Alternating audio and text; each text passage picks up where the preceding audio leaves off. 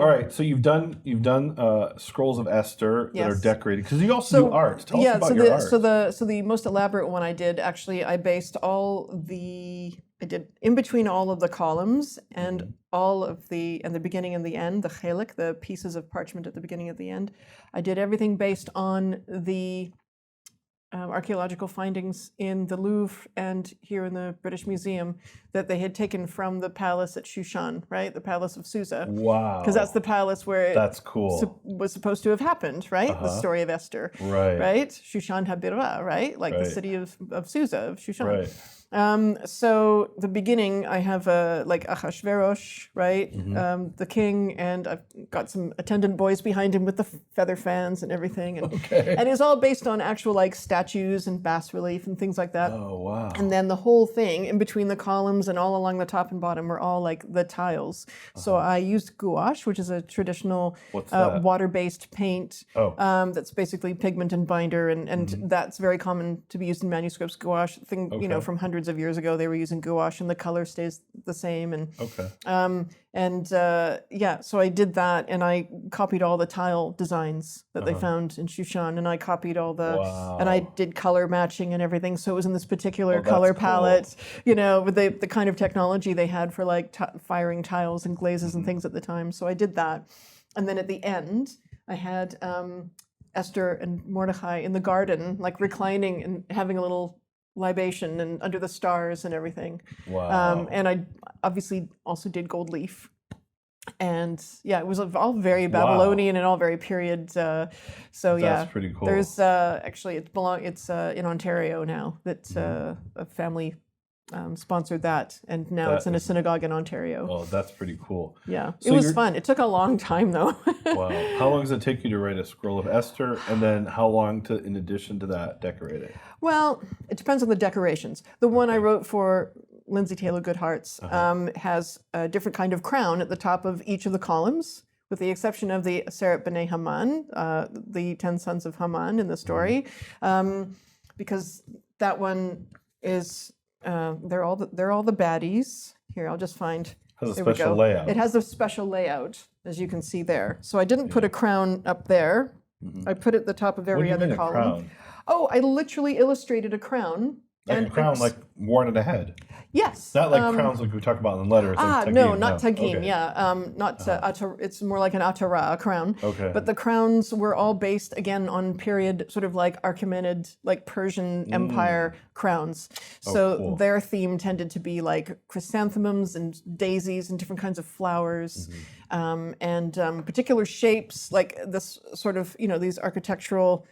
And they were worn by kings and queens and princes and, different idols and things like that. People who in Zoroastrian religion was maybe considered gods or goddesses, or in like the previous pagan religion. So I used all of those because that's the time period that it occurred in. And I thought to put a European crown there, would be a bit like, That's interesting. So a lot of the scrolls of Esther I've seen from I don't know if they're technically from the Middle Ages, right? Because there might be 16th, 17th century. Yeah. But they're the Italian ones with all the decorations. And you see these like European courtiers. Right. And you're like, wait a minute, that guy could be in a Shakespeare play. That doesn't look like somebody from the time of Haman and Esther. They had no way of knowing though, did they? Right. Because they didn't have all the archaeological evidence that we have now. Cool. So you've taken the fruits of this historical investigation that's taken place over the last few centuries and put it into a modern Jewish ritual like artifact. That's incredible. That's what really can I cool. say? I love my research. That's very cool. I love my research. That's a very cool thing to do. Wow. So that's a simpler way of doing it, where you might just put one crown, because that's one of the traditional ways of illustrating it. Just put a crown, something like that, very simple. Or it can be fully like full color painted. I mean, the parchment's an amazing material. It can take a lot of art supplies, basically. I saw a scroll of Esther where every time the word Esther appeared, she had a crown. Meaning the word Esther had a crown on top of it. Nice, yeah. Which I'm like, I didn't know you were allowed to do that, but I mean, I guess. I do a special thing with Vashti, actually. Oh, what do you do with Vashti? Well, there's all kinds of different ways that, according to Sefer Tagin, you could write. There's different kinds of crowns that you could write on Vashti. Onto the different letters of Vashti, different variations. And because I think Vashti gets demonized and bullied, and and she basically she knows who she is, and she stands up for herself.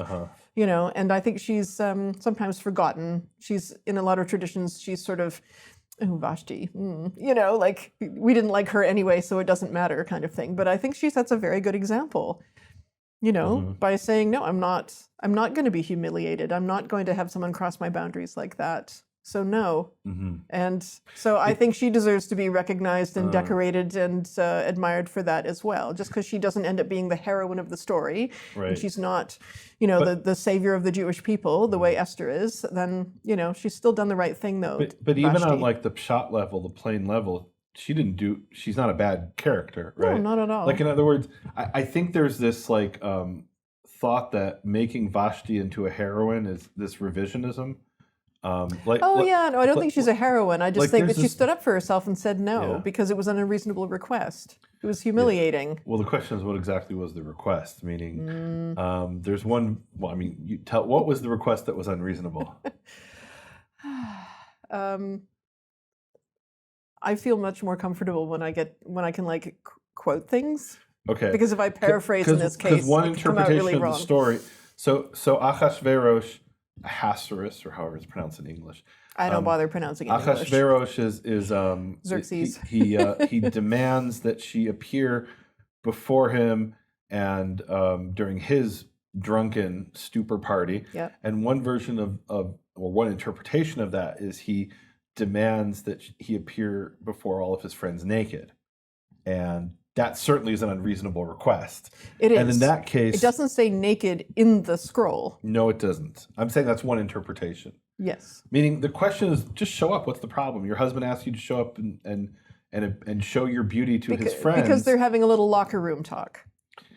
Okay.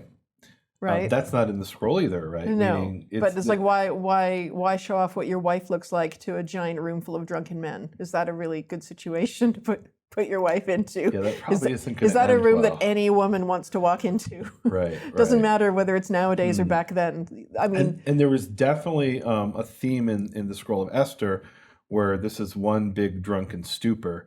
It's such a big drunken stupor. He's like, I'm not going to even rule this kingdom. Who's the highest bidder? I'll just give him my signet ring. Right. And then he gives it to Haman. Yep. And boo. How would have history turned out differently? If in so many different periods if alcohol wasn't involved. It's very funny how there's like so much drinking on almost every page. No, it's a central theme there. Yeah. And it goes on for a long period of time, actually. Right. It's not just a weekend. It's not, the story doesn't take place over a week or two. I mean, it takes place over like many months. Yeah. And even on the plain level of the text, he sobers up the next day and he's like, oh, what did I do? Yeah. I banished her, or in one interpretation, he executed her, but it doesn't say that. It doesn't say that either. He just deposed her. Yeah. And he's sobered up and he's like, well, this was, now what do I do? Oops. Yeah, exactly.